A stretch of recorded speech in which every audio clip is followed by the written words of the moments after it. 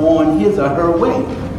But medication-assisted treatment, by definition, is medication along with providing some level of counseling, some level of clinical services that go along with it. And I know as a clinician, I'm not a bureaucrat. I didn't come just because I've not just been standing here or serving up in the government office for all those years. I've been in this field for over 30 years now. So I spent time serving on the front line. I spent time serving with those who are the least of these. And so the people that you see, I've seen in all manner of ways and in all manner of conditions. And so I know for a fact that when you go to serve these people, that you have to be in the right state of mind to serve them. And so when you talk about help, what is your brand of help? What is your brand of help? You know, I'm helping somebody, but I have a certain brand of help when I'm offering my help. When I open my mouth to extend my hand, there's a certain way that I do such a thing. I just don't just off the cuff serve these people in a certain way. But the way that I serve them is a way that I'm sure that when I help them, it really is lending power. When I walk down the street and people stop me and they say, "Mister, can I have $1?" One man, you see, I call him Inertia. And Inertia, he sits on, I call him Inertia because Inertia sits on the corner as I pass by every day. Inertia just sits there. He doesn't move, he doesn't go anywhere. It's a guarantee that when I pass by Inertia, he's sitting there early in the morning and late in the afternoon. And so one day it was raining, you know. And so he says to me, he says, "Excuse me, sir, can I have $1 to get out of the rain?" Now, Inertia, you know, you have 2 legs.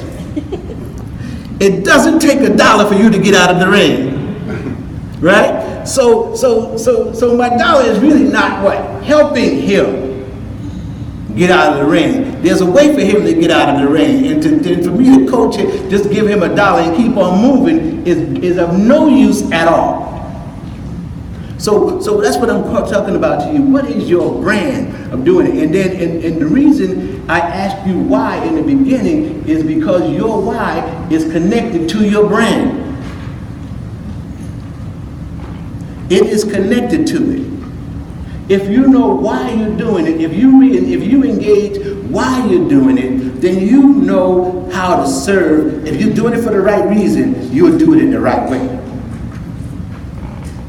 Listen to this. Mark Twain said this. He said the 2 most important days in the world is the day that you were born and the day that you discover why. I didn't come into this field because I thought I was going to do this. When I got into this field, it was serendipity. I didn't mean to do it. How many of you are in this field by accident? That's what I call serendipity. and you think that but the truth of the matter is it's really not an accident. It's really not an accident. And you may not discover it until later on, but for each of us that have raised our hands here, it's not an accident. It was serendipity. In other words, it was some force speaking to you and to me during a particular time in our life and pointing us as a guiding post in the direction of our why. See, Nietzsche said this, and this is why I'm talking to you about it also. He said, "He who has the answer to why can stand almost any how." See, if you know why, it doesn't matter how hard it gets. Mm-hmm. It doesn't matter what the state says. It doesn't matter what the system says. It doesn't matter how hard. It doesn't matter how the patient behaves. Because you know why you're serving that person. So that is absolutely essential. And I just wanted you all to take some time for yourself to re-engage in that, to touch on that in yourself.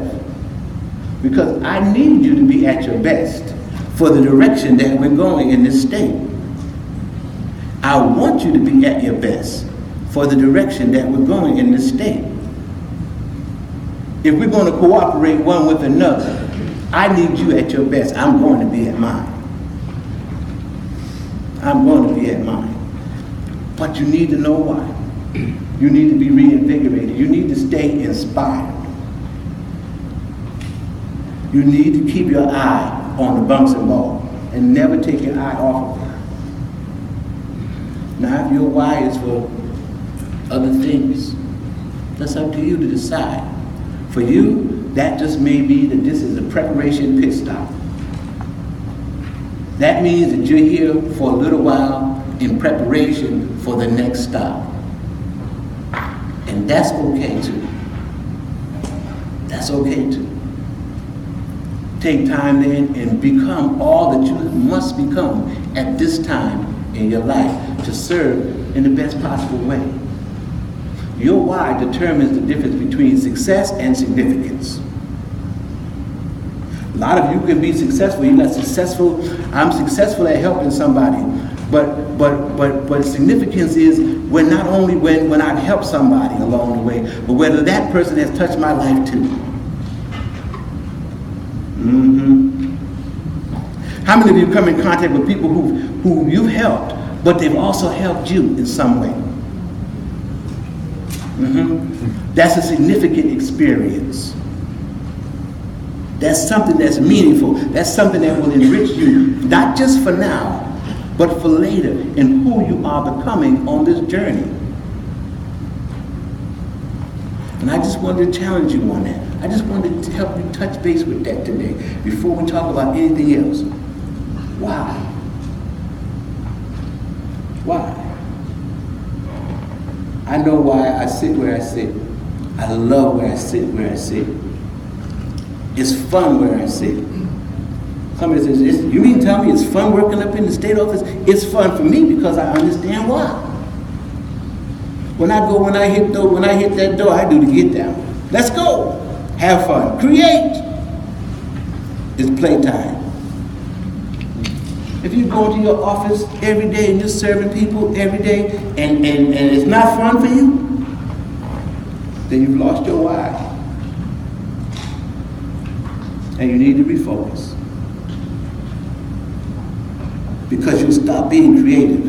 And these people that we serve need creative people. Yes, they do. Oh, yes, they do. I'm sure of it. So I just want to get you on pace. And I'm available to talk. I can't wait to talk to you. I can't wait for you to talk back to me. But I want to get you stirred up with that. So before I talk about anything else, I'm going to give you a chance to interact with me. And then I'll talk about the other stuff. So if you want, so I heard somebody shout out earlier, help. I responded in some ways to that. Why are you doing this? And where are you now with this conversation that I've introduced at this moment in time? Talk back to me at your pleasure. Pause it.